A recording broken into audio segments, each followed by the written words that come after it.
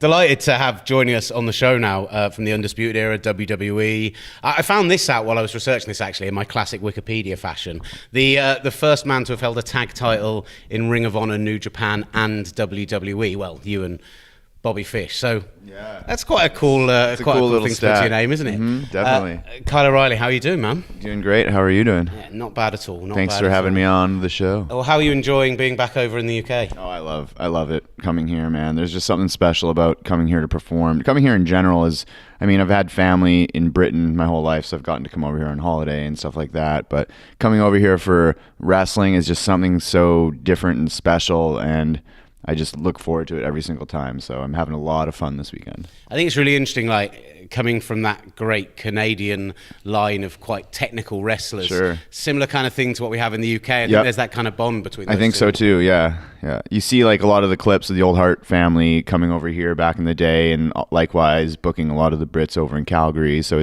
there's kind of that bond that's institutionalized in Canada and Britain.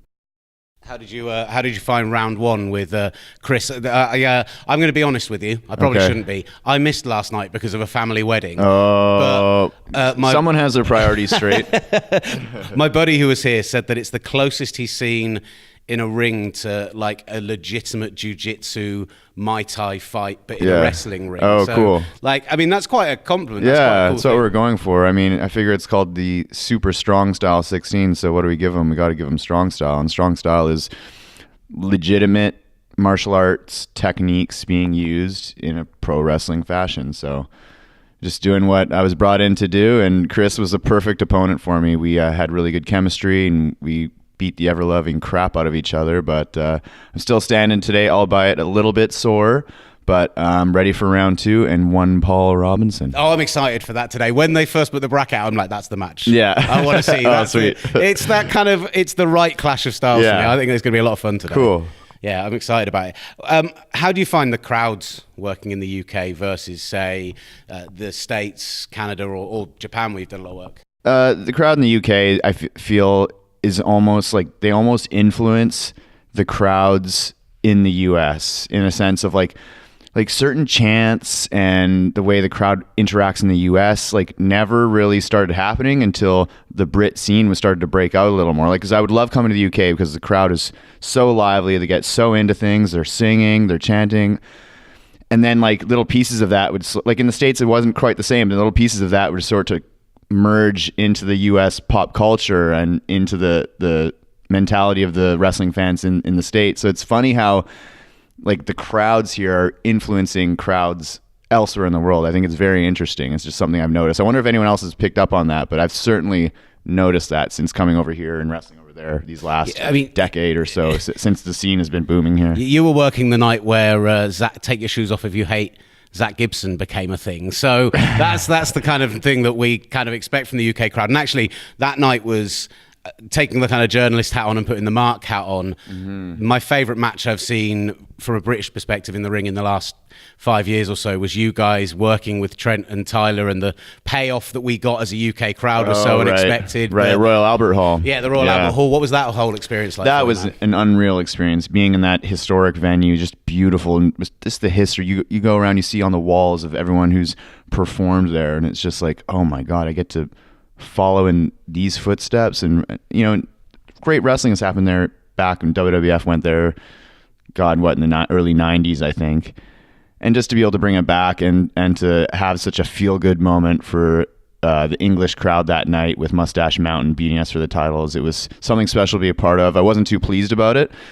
Certainly had a talking to with Mr. Regal and ensured our imminent rematch as fast as possible, in which we took the titles back. Let me just add that in to all you fans that are still celebrating that moment. Wasn't so great now, but yeah, that was awesome. Well, allow me to sell the joy of the WWE Network as we can keep enjoying that moment. That's true. There you go. I did my nice corporate plug. They'll be happy. It's what I love about that, and about kind of what you guys are doing with tag wrestling through your stuff with Ring of Honor, New Japan, and then into WWE, is it's proper old-fashioned tag wrestling, selling to hell, getting hot tags, doing it like the way that I certainly grew up enjoying tag wrestling. Absolutely. I've always been a huge fan of tag team wrestling, and just having like a tag partner to begin with is just a different sort of carry a different mentality, like being in a tag team than you do as a singles guy. And it's nice to have someone there for you to help pick up the slack and to help bring forth ideas and to help share the burden and carry their load. Like having Bobby by my side, or Roddy, for instance, or even Adam, like the four of us can make a tag team out of any of us. Me and Bobby, Roddy and Bobby, me and Adam and Bebe. Everyone fits together. So it's cool to have that nice mix, And then as a singles guy, it's a little more pressure, if you will.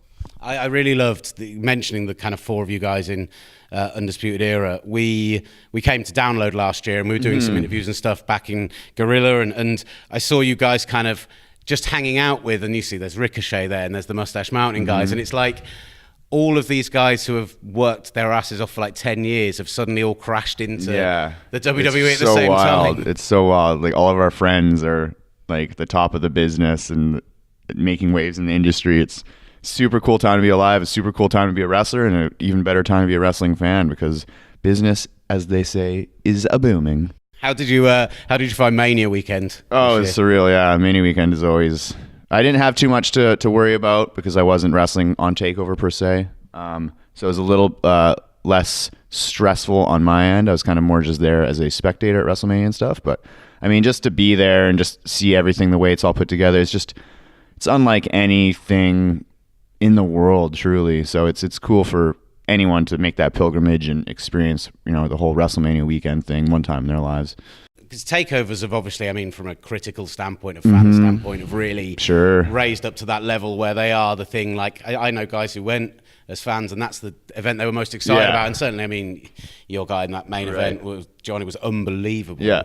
But when you got to MetLife and you saw those matches in that 80,000 people and the atmosphere there, did it give you that little thing of, I want to get up, I want to be on that main card? Absolutely. It makes you hungry so bad just for that, to experience that. Like that's been pretty much been what this entire journey, my life's long journey, has been about, is to one day perform at WrestleMania. Like that's why I'm doing this. So who knows when or if that'll happen, but it's what drives me every day. And it doesn't mean that if it does happen then I'm done, but it just means that that's something that I think everyone as performers, they may not admit it, but everyone who is a professional wrestler, in the back of their mind and in their hardest of hearts and in their soul, they want that experience. You have to.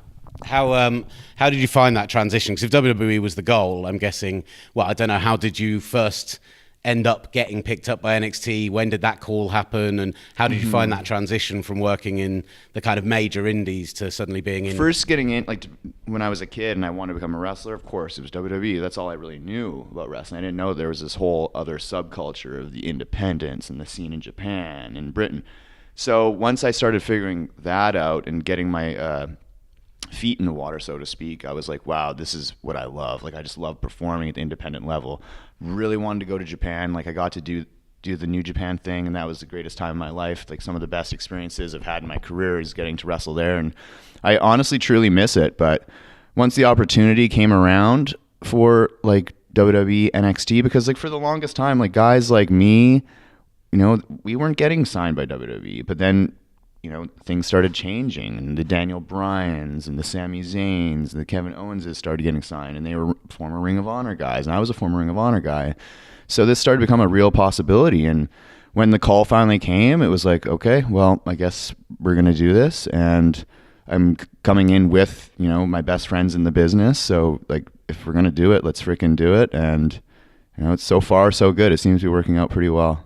I do want to ask about your time in Japan, and particularly getting to wrestle a Wrestle Kingdom at the Tokyo Dome. I think you did 3 of them. Like, what's that experience like? That crowd. That is another surreal experience where you just have to take a moment in it and just walk through that curtain, look around, and just enjoy yourself. Just be proud of the fact that you made it there. Look around, don't take it for granted, and just soak it all in, and just don't just be focused about the performance. Like step back out of Kyle O'Reilly, be Kyle Greenwood for a second, and just be proud of yourself that you made it to this point. It's really cool. Does it make it easier when you get to go and work with someone like Adam Cole in a singles who you know so well, and you just like, right, that side of it's sorted, we've just got to make sure we get the crowd over? Yeah, sure. But then again, a Kyle O'Reilly versus Adam Cole in a Tokyo Dome match for the Ring of Honor title, for most people, that's going to be the bathroom break match who are there at the Tokyo Dome. But still, getting to do it at all is really cool. You're I mean, I have no sway over this whatsoever, but I'm going to put my preference out there. You're not allowed to be called up until we've at least seen you do a run with Kushida in NXT, because I will pass it along. Some of those matches were like it's exciting to see him turning up after the work we've seen him do with you guys. Yeah, it's great to see him there now too. So it's awesome. Is there anyone you've not worked with when you look at the guys maybe here in the UK or the guys that are coming into NXT now and you think, that's like, I love what they're doing, I'd really like to see what we could put together? Certainly another match under the NXT banner with Kushida would be ideal. Singles match with Matt Riddle would be awesome. I mean, there's so many great freaking guys that I think I would mesh well with, but I'm just such a fan of that, pseudo MMA type style that those are guys that I feel I could really do that well with. But yeah, man, I just love wrestling in all styles, and Was that a really like conscious thing when you first started training, getting into wrestling, that you really wanted to come across with that? Because I'd say anyone coming to your style new would assume that you had an MMA background, but you're pretty much a pure wrestling guy. Right. When I broke in originally in 2005, I was just a straight up pro wrestling guy. And around that time, like a year or so after breaking in, I started training kickboxing and jiu-jitsu, and really liked how that helped my cardio, like in-ring cardio, and as well as like things like my timing and my footwork, and then actually being able to throw legitimate techniques in a match, I think really brought a lot of my style out. And I think that's something that is missing in people today who do try and do a martial arts type style, is that they think it's cool and they want to do it in a pro wrestling match, but they don't necessarily train it on their off time. And then that's when you can tell the difference of someone who does actually train these techniques and someone who doesn't. And that's something that not a lot of people have an eye for, but I particularly have an eye for it. And so I just feel if I'm going to do that style, I need to be training on the side to supplement it, because I don't want to be throwing kicks when I actually don't know how to properly throw kicks. I'm going to learn and train to do so. So that's just my outlook on it. Yeah, no, I think you're absolutely right. I think the one thing we were talking about, kind of fantasy booking a little bit, this new stable that's come into NXT UK recently, which is essentially the old ring camp guys from WXW. So with Marcel, with Walter, with Alex and those guys. I'm just saying, if we can do an NXT UK versus NXT Undisputed Era and those guys, love that. That's another thing. I'm just now giving you booking suggestions. You sure are. And coming to NXT UK is something that's definitely on our radar, something we definitely want to do, because I mean, the talent pool here is incredibly deep, and of course, like I've said, the fans here are amazing. So to come back over for NXT UK is something that I really, really hope happens sooner than later. The last couple of things. The first thing was, again, doing my very cheap Wikipedia-based reading up on you. Yeah. You played rugby in Europe, is that right? Sure did, yeah. Where was that? What's the story there? I was in grade 12, so I think it was my senior year, and we had I played rugby all throughout high school in Canada, and we did like a fundraising tour. We're going to go to Ireland, Wales, and England for like 2 weeks and play a bunch of teams over here. It was an incredible experience. We got our asses kicked every single match because you guys are savages at rugby.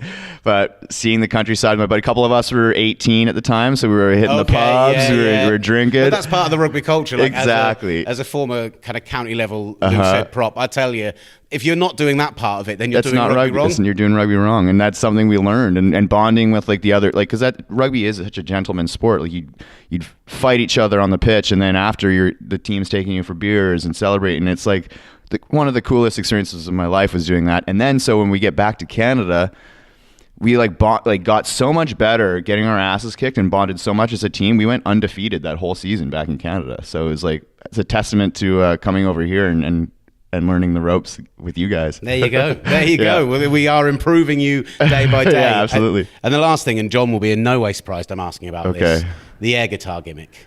I won't spoil it for people who won't have watched it online. Guitar. With the title. Last night with Chris Woodruff. But the title thing, where did that come from? Where is that streak of creativity? You're confusing me. I mean, the air guitar has been done time after time. I'm not inventing anything. Not the way you do it. Like with the title. I don't know. I was saying almost considered buying a replica title just so I can do it as we right. I keep saying I don't play air, I only play gold, but I've been without that precious title for, I don't know, a matter of months now, and so my guitar finger was getting a little itchy. So time and time again, I'll whip it out on an entrance when it feels special, like at Progress Wrestling. I'll give them what they paid to see, but don't get too used to it until I get that title back. Well, man, enjoy working with Robbo today and enjoy the rest of your weekend. And thank you for coming over and entertaining us. My pleasure, guys. Thanks for having me. Top man. Cheers. Oh, it was great fun. Thank you, man.